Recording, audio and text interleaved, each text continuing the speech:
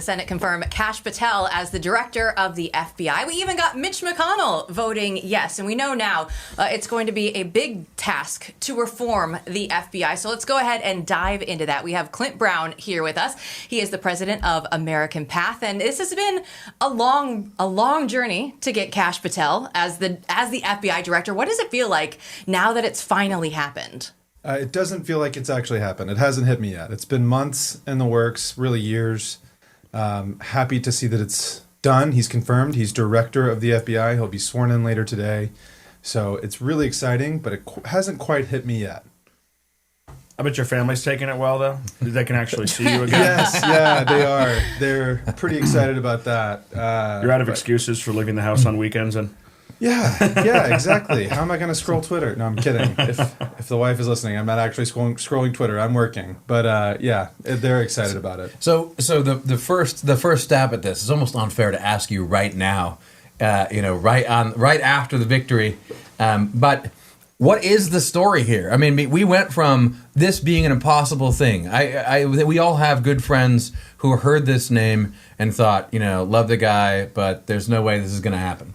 I mean, this was something that seemed an impossible feat, given the temperature in the room, a year ago, maybe even 6 months ago, and now it's the symbol, really, I think, of an entirely unanimous, successful, overpowering period of confirmations. That's exactly right. So there's two forces at play here.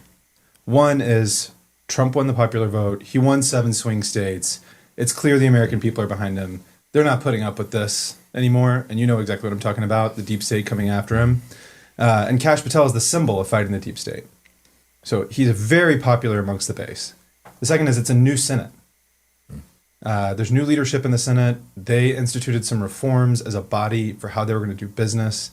And it took a little while to catch up. We saw some problems with Hegseth. We saw some potential problems with Tulsi. But they've come around. They've caught up.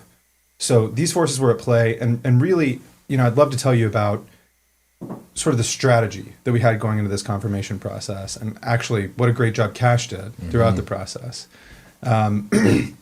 So, we hit 61 Senate meetings in really a matter of weeks because they were out for Christmas. So before they went out for Christmas, we had hit like 40 meetings in 2 weeks, which is a ton of work, and Kash was just ready to go. The guy runs on jet fuel.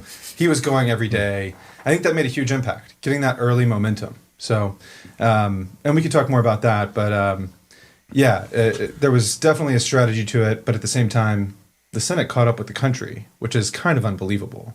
They realized there's a new sheriff in town, and his name is Donald Trump. And they seem like the Senate is largely a body that, more than any other body in American Republican politics, resists the president, still has that strain of resistance to him. They have a different style, and they don't like to change that often. What the public sees of the Senate is usually the hearings.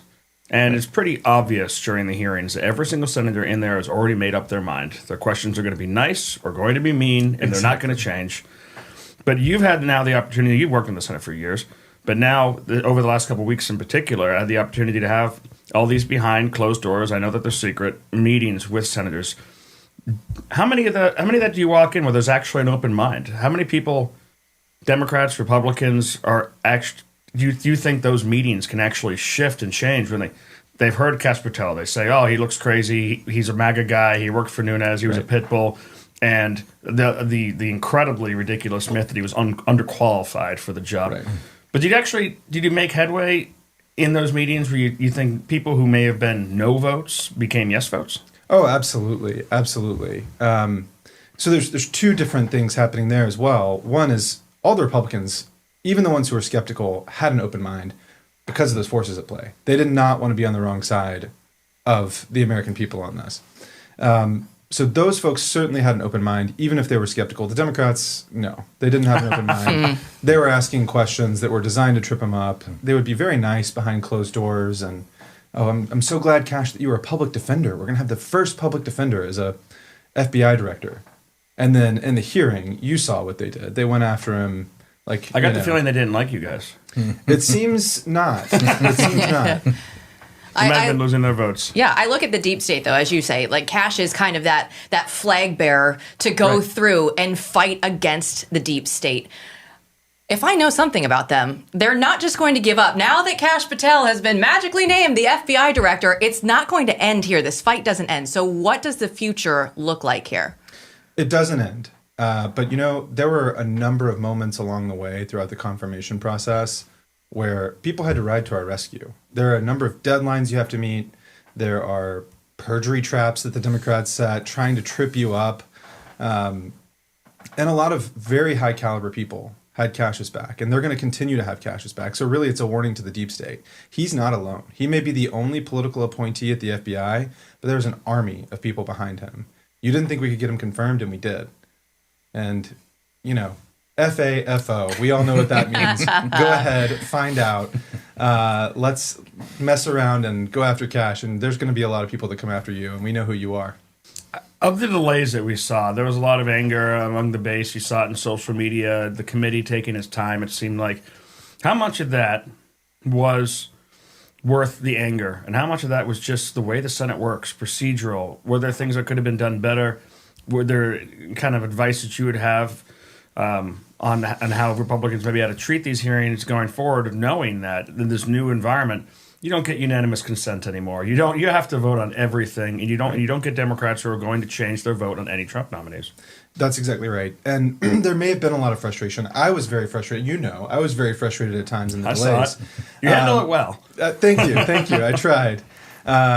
There were delays, but these are things designed in the process for how the Senate works. Some of them were designed in a much more pleasant time when everyone got along and nominees were confirmed. The uniparty. Yes, and it was really to vet the nominees, make sure that they aren't Chinese spies, something like that, and that's certainly not a concern here. So there is merit to that process, and it does take a while, but really, it prepares you. It prepares you for the hearing. It prepares you for being FBI director. I worked in the Senate for 10 years, and I had no idea what nominees go through. They run through a gauntlet. We had to find every media clip that Kash had ever done and report it to the Senate Judiciary Committee. You know how much that man's been in media? Yes. We found 1,600 clips in a matter of days and gave it to them. And it's all public. You can go see those clips. If you ever want to watch just a reel of Kash Patel, it's on the Senate Judiciary Committee website. You can find it. But it really prepares you because then you know what he said. You have a record of what he said, and you can defend that record. So it's not all bad. Some of it's good. It is frustrating. We do need a government that gets in place quickly, especially in the modern era, especially with a president that has 4 years. But I can't complain about it too much. Now that he's confirmed, do we get to see the enemies list? What they called the enemies list is an appendix in the back of his book. He did a very well-researched book. At his heart, he's a lawyer. That's his background. So he put an appendix in the book. And they started calling this an enemies list in the media, in the hearing. And it's a list in alphabetical order of people that didn't act properly in the government. It's totally crazy. They painted it. It's like a binders full of women situation, right? Like they're just gonna. If we say it like this, maybe people will be scared about it. Right. Meanwhile, That's there's Epstein's list that they won't give us. I was going to say they love lists. I think there's a few other lists that people are waiting for in relation to Mr. Patel in the coming days. As Glenn Beck has been fond of telling everyone, right? We'll see. You got to take out your bets. So when you look at this now, moving forward, isn't it the case that is this naive? I mean, isn't it the case that this is done? I mean, this was the one guy that they were training all their fire on. At this point, it doesn't matter. We'll go back to normal effectively, right? Because Trump's just it's done. It's done. Right? He's in. There's only one person that can remove him from that position, and that is Donald J. Trump. So good luck taking him out. They're going to set every trap they can for him. I mean, in general, in terms of confirmations, like there's not. We'll go effectively back to normal in part because this arm wrestling match is over. I wish I could agree with you on that. Mm-hmm. I think there are going to be a number of nominees that are attacked because they haven't gotten their scalp. Gates stepped down, but that wasn't a Democrat victory. Mm-hmm. And they need to show their base a victory because they are totally lost. All they can do is try to get some points on the board. I got you. So the reverse is true. It's going to get more brutal. They're going to look for someone to sacrifice. People that they would ordinarily pass through with no problem, they're going to go after them like they've never gone after them before. So I feel bad for anybody who's running through that confirmation process now because the Democrats haven't gotten their scalp. Will you be jumping on Team Elbridge Colby now? Do you have some free time in the evenings? I'm Team Elbridge Colby, but I'm never going through the confirmation process again. That was it. How can you beat going through it with Kash Patel? Yeah. I got to go out on top. Well, I look at just the nominations overall, right? And I think that we were talking to people earlier today, and they were saying Donald Trump has, I think, 19 right now. And if you look back at Obama at this point in time, it was 13. Biden only had 6. So you do talk about Donald Trump, the mandate, the people have spoken. Just what you've actually seen, because we do know that these are long, lengthy processes, how we've actually gotten through here in a pretty decent time frame. Yes, and I think a lot of credit for that goes to the Senate, to Senator Thune, to frankly to Mike Lee and Rick Scott pushing for changes early on, getting the Senate in the right headspace. I think everybody was good with that once they got there. We have to move fast.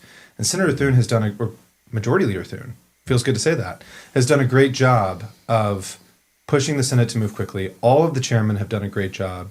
Grassley was fantastic throughout the process. He has a ton of experience, and he's ancient of days in the best way, and he knew what he was doing. So I think we're going to see a good pace continue. What did this tell you about the relationship and the changes in the future between this whole process, all the confirmations, between Thune and the previous leader, McConnell? How are they operating? People worried that Thune would not be his own man. He had often taken a lot of advice and direction from McConnell. Is Donald Trump's arrival and his national majority a changer in this, or how's he been operating? I think there's a couple of factors at play. Yes, there is the Donald Trump factor. There is the American people spoke factor. But also, the Senate was getting pretty frustrated. It's a body that takes a long time to get frustrated. But they were... like sort of Ents. They wanted to move. Yes, just like Ents and Lord of the Rings. It takes a long time for them to meet and decide what they're going to do. But once they do it, watch out, because it's the most powerful body in our government, really. So I think Thune understood the body, his colleagues, the people who elect him majority leader, wanted to move fast, and he wanted to move fast. So that's why they're doing it. And he's taken a strategy of, I'm going to show you, not tell you. And just like you said, Jill, he has shown that he can do it.